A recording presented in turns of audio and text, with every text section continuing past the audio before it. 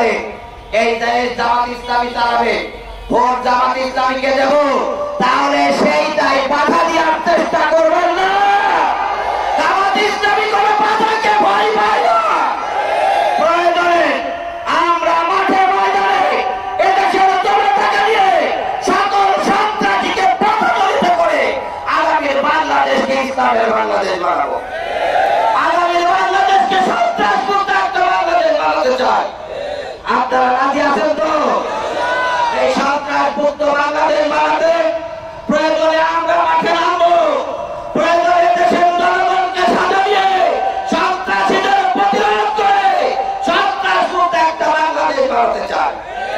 এজন্য দেশবাসীকে আমরা আহ্বান জানাতে চাই, যদি সন্ত্রাস মুক্ত বাংলাদেশ বানাতে চান, যদি একটা দুর্নীতি মুক্ত বাংলাদেশ চান, তাহলে দুর্নীতিবাজদের দিয়ে কি দুর্নীতি মুক্ত বাংলাদেশ হবে? যারা কোটি কোটি টাকা ব্যয় করে এই দেশে ক্ষমতায় আসতে চায়, তারা জনগণের সম্পদ লুণ্ঠন করার ষড়যন্ত্র করে। তাদের পায়টা হচ্ছে জনগণের সম্পদ লুণ্ঠন করা। যারা জনগণের সম্পদ লুণ্ঠন করে, তাদের দিয়ে কল্যাণ রাষ্ট্র সম্ভব নয়। প্রিয় এলাকাবাসী, বাংলাদেশ জামাত ইসলামী আজকে থেকে নয়, জামাত ইসলামীর প্রতিষ্ঠা লগ্ন থেকে জামাত ইসলামী বাংলাদেশ এ দেশবাসীকে একদল সৎ, একদল আমানতদার, একদল ক্ষুধাহীন নেতৃত্ব তৈরি করেছে। তারপরেই জামাত ইসলামী বাংলাদেশ এই দেশে নির্বাচনে দাঁড় করিয়েছে। জামাত নেতাদের প্রতি জামাত ইসলামী নেতৃবৃন্দর এই আস্থা আছে যে আমার যে প্রার্থী সে যদি নির্বাচিত হয়, জনগণের একটা টাকা লুণ্ঠন করবে না। আমাদের নেতৃবৃন্দ, আমাদের মন্ত্রীরা, আমাদের সাবেক এমপিবৃন্দ এর উজ্জ্বল প্রমাণ, এর উজ্জ্বল দৃষ্টান্ত স্থাপন করেছে। আমি যেদিন আমাদের শেষ বৈঠক হয় উপজেলাতে, আমি সেদিন চ্যালেঞ্জ করেছিলাম যে আমি জামাত ইসলামী বাংলাদেশের পক্ষ থেকে এই উপজেলা ভাইস চেয়ারম্যান দাঁড়িয়েছিলাম। আমি জনগণের ভোটে নির্বাচিত হয়ে আমি এই উপজেলা ভাইস চেয়ারম্যান হয়েছি। 5 বছর দায়িত্ব পালন করেছি। এই 5 বছরের দায়িত্ব পালনে কেউ যদি একটা টাকা দুর্নীতি ধরিয়ে দিতে পারে, তাহলে আমি জামাত ইসলামী ত্যাগ করে দেবো। আলহামদুলিল্লাহ, কেউ প্রমাণ দিতে পারে না।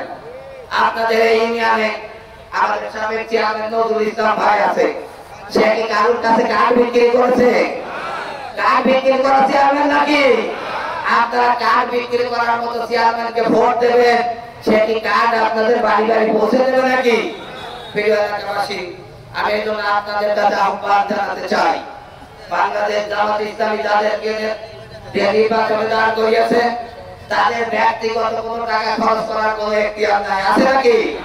হ্যাঁ, জামাত ইসলামী যে প্রার্থী সে যদি হাজার হাজার কোটি টাকার মালিক হয়, তার ব্যক্তিগত হাজার কোটি কোটি টাকা খরচ করে নির্বাচন করার এখতিয়ার তার নাই। তার নির্বাচনের অর্থ খরচ করে দলের কর্মী বাহিনী, তার নির্বাচনের অর্থ খরচ করে দল। যদি সে 1 টাকা দুর্নীতি করে, দল তাকে চেপে ধরবে যে তুমি কেন দুর্নীতি করছো। এরকম নেতাদের দিয়ে নির্বাচন করে একদল সৎ, একদল ক্ষুধাহীন, একদল আমানতদার নেতৃত্ব দিয়ে আগামী পার্লামেন্ট করতে চাই বাংলাদেশ জামাত ইসলামী। সেই পার্লামেন্টে যদি জামাত ইসলামী সংখ্যাগরিষ্ঠ হয়, তখন এই বাংলাদেশ হবে চাঁদাবাজ মুক্ত, সন্ত্রাস মুক্ত একটা দেশ। তখন এই দেশ হবে একটা ইসলামী কল্যাণকর দেশ। এই দেশ বানানোর জন্য প্রিয় দেশবাসীর কাছে আমি আহ্বান জানাতে চাই, বাংলাদেশ জামাত ইসলামীর দাঁড়িপাল্লা মার্কায় ভোট দিয়ে জামাত ইসলামীকে একটা বারের জন্য পরীক্ষা করে।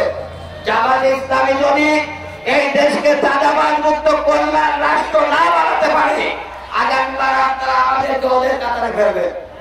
আর যদি আমরা এই দেশকে একটা কল্যাণ রাষ্ট্র হিসাবে, একটা দুর্নীতি মুক্ত দেশ হিসাবে আপনাদের উপহার দিতে পারি, ইনশাআল্লাহ আপনারা আগামীতে জামাত ইসলামীকে খুঁজে নেবেন।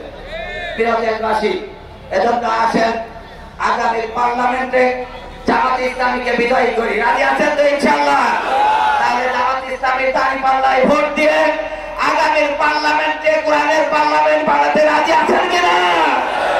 আসেন আমরা জামাত ইসলামীর পতাকা তলে শামিল হয়ে আগামীর বাংলাদেশ কোরআনের বাংলাদেশ, আগামীর বাংলাদেশ ইনসাফের বাংলাদেশ বানাই। আল্লাহ পাক আমাদের সবাইকে সেই তৌফিক দান করুন।